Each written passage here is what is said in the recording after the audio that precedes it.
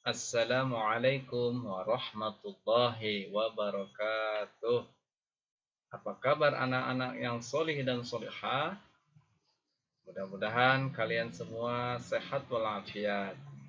Kembali lagi dalam pelajaran PAI dan Budi Pekerti, kelas 5 bersama Pak Farid Qurtubi. Baik anak-anakku yang solih dan solihah, kali ini kita akan belajar tentang makna diturunkannya kitab-kitab suci. Baik anak-anakku yang solih dan solihah, sebelum kita belajar, mari kita baca doa sebelum belajar. Bismillahirrahmanirrahim. Rabbi zidni ilma warzuqni fahma.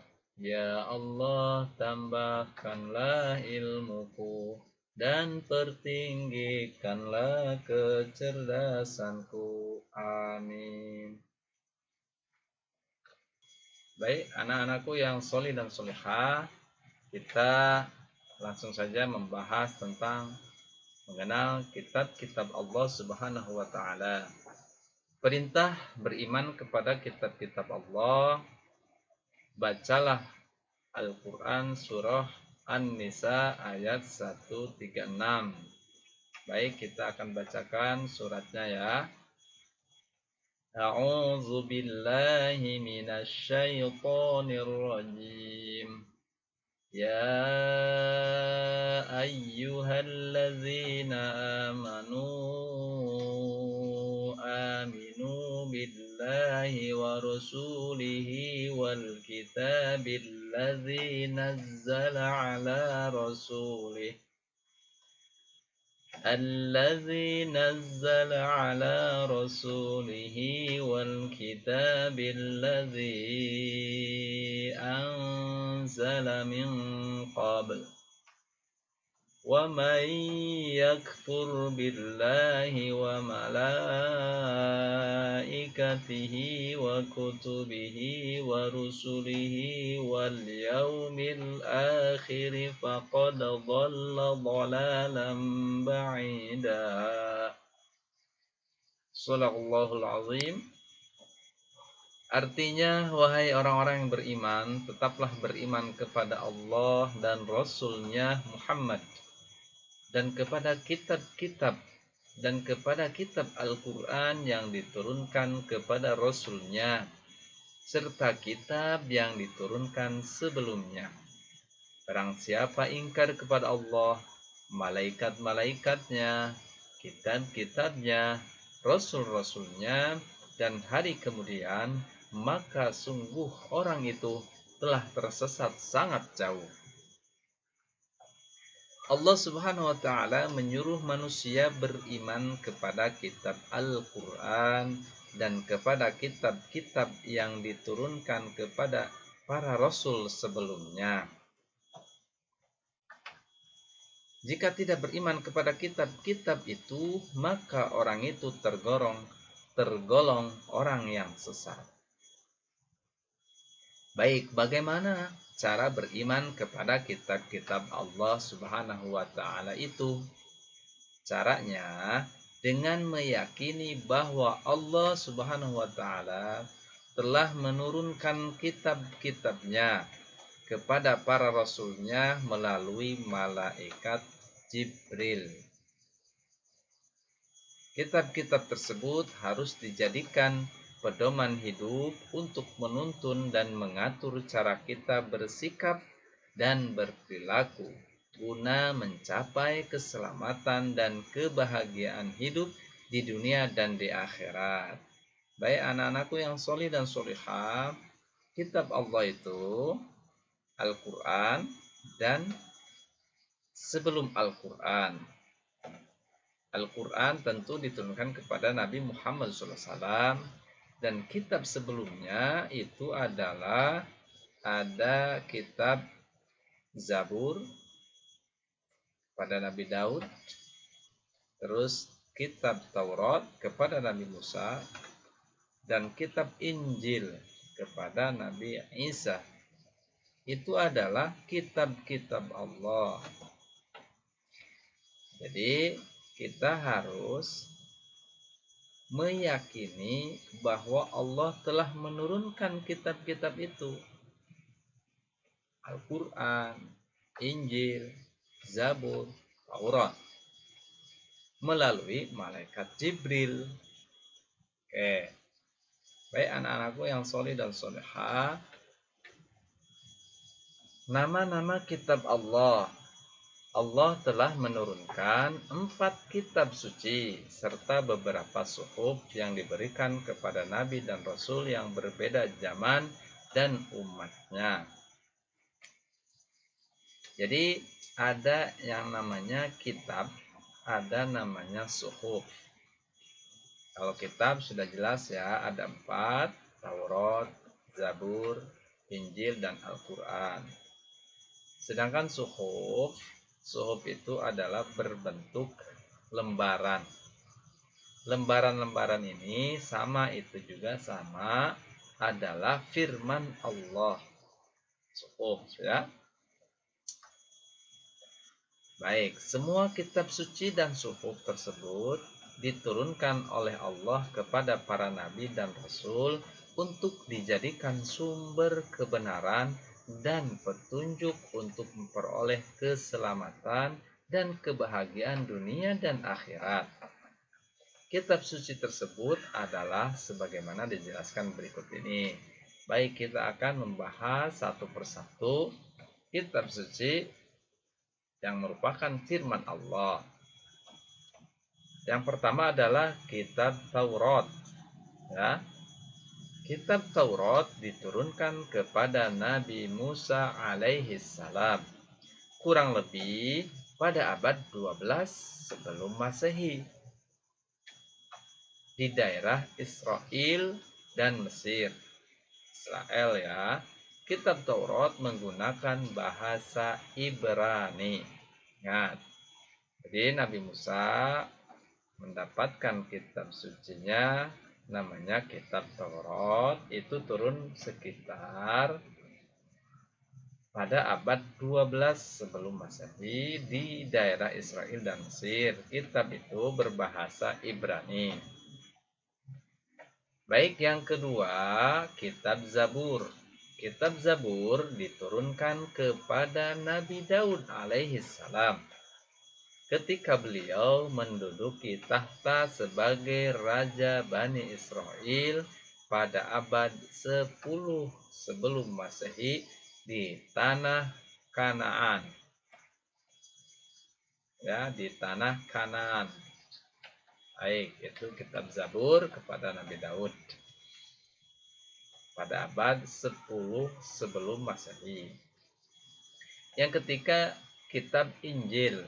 Kitab Injil diturunkan kepada Nabi Isa alaihissalam pada sekitar abad 1 Masehi di daerah Yerusalem. Ya, Yerusalem. Dalam bahasa Yunani, Injil berarti kabar selamat atau pelajaran yang baru atau kabar gembira. Baik, yang keempat, kitab Al-Quran. Kitab Al-Quran mulai diturunkan kepada Nabi Muhammad Sallallahu Alaihi Wasallam pada abad 6 Masehi di Mekah. Peristiwa turunnya ayat Al-Quran, sebagaimana kita ketahui bahwa Nabi Muhammad SAW itu lahir pada tahun 571 Masehi, ya. Sedangkan Nabi ini mendapatkan Al-Quran itu turun ketika beliau usia 40 tahun. Jadi dari lahir tinggal ditambah 40 tahun. Nah, maka pada abad 6 Masehi, berarti tahun 600-an ya, 6 Masehi, abad 6 Masehi ya, di Mekah. Peristiwa turunnya ayat Al-Quran atau dikenal dengan Nuzulul Quran terjadi pertama kali ketika Nabi Muhammad SAW menyendiri di Gua Hiro, Mekah. Kita suka mendengar istilah nuzulul Quran. Itu biasanya kita mendengarnya ketika bulan puasa Ramadan suka ada nuzulul Quran. Tepatnya nuzulul Quran itu tanggal 17 Ramadan. Baik. Turunnya Al-Quran menandai awal diangkatnya Muhammad SAW sebagai Rasulullah, utusan Allah. Usia beliau saat itu genap 40 tahun.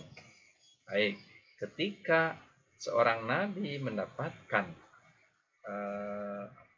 wahyu dari Allah, berarti itu menandakan bahwa beliau sudah diangkat menjadi seorang Rasul, seorang Rasulullah, Nabi Allah.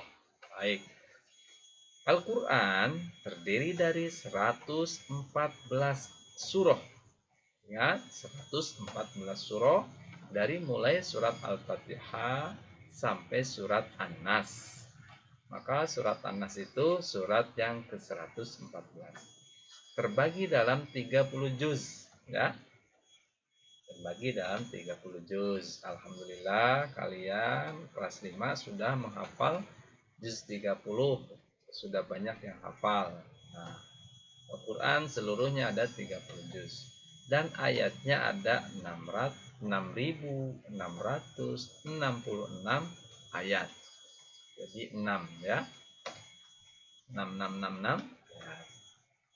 Al-Quran diwahyukan selama, ingat, Al-Quran itu diwahyukan selama 22 tahun. Nabi Muhammad usia 40 menerima menerima ayat pertama atau menerima wahyu pertama di Gua Hiro, lalu ditambah selama 22 tahun, berarti 62 ya. Usia Nabi kan 63. Nah, berarti Nabi meninggal, wahyu sudah selesai. Ya, jadi turun wahyunya itu secara berangsur-angsur selama 22 tahun, 2 bulan, dan 22 hari. 22, 2, 22. Baik. Jangan sampai lupa ya. Al-Quran menyempurnakan seluruh hukum-hukum Allah Subhanahu wa Ta'ala yang terdapat dalam kitab-kitab yang diturunkan sebelumnya. Ia diturunkan untuk seluruh umat manusia sebagai rahmat bagi semesta alam, atau disebut juga rahmatan lil alamin. Rahmatan lil alamin. Baik, anak-anakku yang solih dan solihah, itu kitab penjelasan sekilas tentang kitab-kitab suci Allah. Ada yang berbentuk suhuf, ada yang berbentuk kitab, ya. Suhuf itu artinya lembaran firman Allah. Kalau kitab tentu berbentuk buku ya, seperti buku. Nah, seperti kita tahu Al-Quran. Nah, gitu. Baik, selanjutnya kitab Allah SWT membawa ajaran terpuji. Kitab Allah SWT adalah petunjuk dalam kehidupan, petunjuk kepada manusia untuk berperilaku. Misalnya, berperilaku kepada Allah Subhanahu wa Ta'ala, berperilaku kepada sesama manusia, berperilaku kepada hewan, tumbuhan, dan alam semesta. Kitab Allah itu merupakan petunjuk bagi kita, ya. Berperilaku, perilaku kita kepada Allah kita lihat di dalam Al-Quran. Perilaku kita kepada manusia, sesama manusia, sama, ada petunjuknya di dalam Al-Quran, harus seperti apa kepada manusia. Selanjutnya kepada hewan juga Allah sudah ajarkan di dalam Al-Quran. Tumbuhan juga sama, dan alam semesta, sehingga alam semesta dan isinya itu terjaga. dengan baik. Baik. Bahkan berperilaku untuk diri sendiri, misalnya selalu bersih, makan, minum dengan teratur. Dalam Al-Quran sudah jelas ya, dan tidak boleh menyiksa diri. Dalam Al-Quran sudah dijelaskan bahwa kita harus selalu bersih untuk diri kita sendiri. Kita makan dan minum dengan teratur dan tidak boleh menyiksa diri. Baik, di sini ada ilustrasi tentang ajaran terpuji kitab Allah Subhanahu wa taala. Yang pertama, ajaran terpuji kepada Sang Pencipta Allah. Baik, ilustrasinya bagaimana kita berperilaku terpuji kepada Allah Subhanahu wa taala. Ini ada anak yang sedang melakukan ibadah sholat. Dengan kita melakukan ibadah sholat berarti kita sudah berperilaku terpuji kepada Allah. Karena sholat tentu ada di dalam Al-Quran, kitab suci. Yang kedua, ada gambar sedang berdoa kepada Allah dengan mengangkat tangan. Berdoa kepada Allah dengan mengangkat tangan itu merupakan perilaku terpuji yang merupakan ajaran di dalam kitab suci Allah. Selanjutnya, ajaran terpuji kepada sesama manusia. Seperti apa? Yang pertama, ada ilustrasi anak saling bersalaman sesama teman. Anak saling bersalaman sesama teman. Saling maaf-maafan. Berarti ini perilaku terpuji yang ada di dalam kitab suci Allah. Yang kedua, ada anak yang sedang menolong teman yang terjatuh dari sepeda. Ada teman yang terjatuh, terluka, ditolong oleh temannya, itu merupakan perilaku terpuji yang insya Allah dan pasti dalam kitab suci itu diajarkan. Selanjutnya, ajaran terpuji kepada hewan dan tumbuhan. Pada hewan di sini ada anak yang sedang memberikan makanan kepada ayam di halaman rumah. Kita punya ayam, dikasih makan. Kita punya kucing peliharaan, kasih makan. Tidak disakiti, tapi dikasih makan. Berarti itu perilaku terpuji kita kepada hewan. Ada juga perilaku terpuji kepada tumbuhan. Ada seorang anak yang sedang merawat tanaman dalam pot di halaman rumah.